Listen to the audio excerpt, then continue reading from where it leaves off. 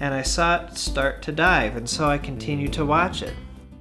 I'll be brief. This is about 74 estimates of wingspan from eyewitnesses of apparent modern pterosaurs. I saw something that I had only before witnessed in books. I didn't know there were such creatures at all. What do these estimates mean?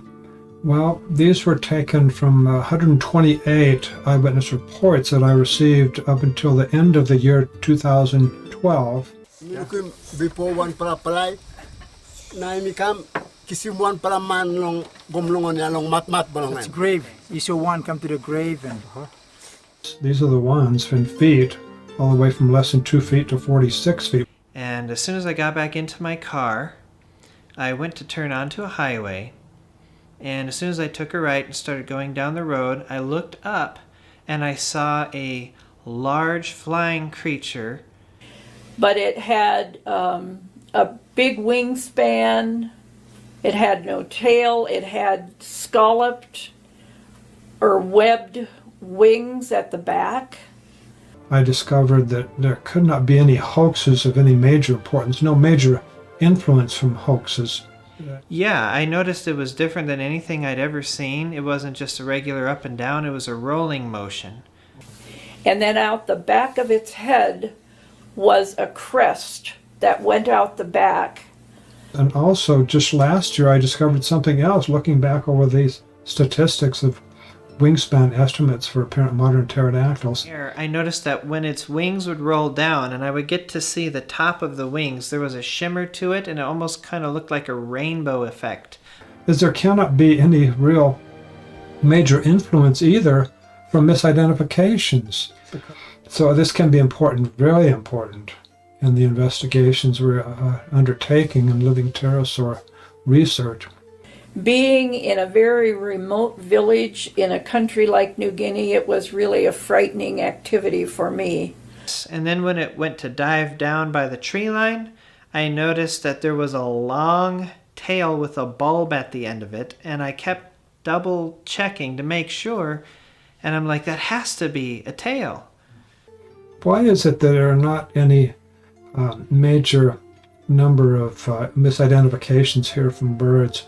Well, you notice the wide range of sizes, and it doesn't have any really great preponderance for bird sizes. Many of these estimates are way bigger than birds, and there's an even range of it.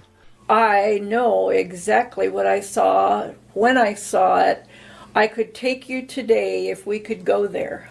I could take you to the spot. And it's the same area that my husband and Steve saw the three other ones going down the branch of another river. I could take you there today, and I know what I saw.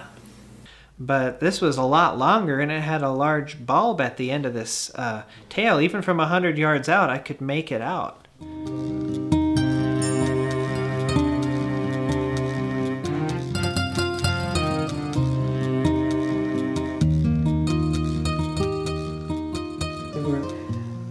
Going along this trail, and it was about noontime, and the guide, our native guide, had gone on up the trail farther.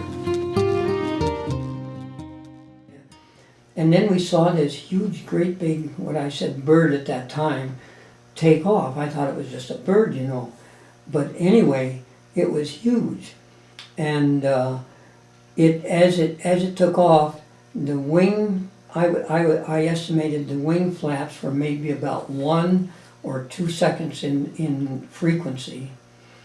And the brush all below was totally swaying from the downrush of the air from these wings. And so the creature flew out a little ways, and we were discussing what in the world was that.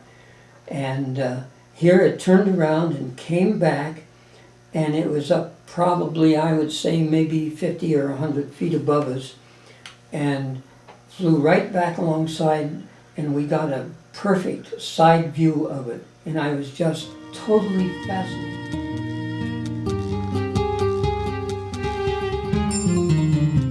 Spread.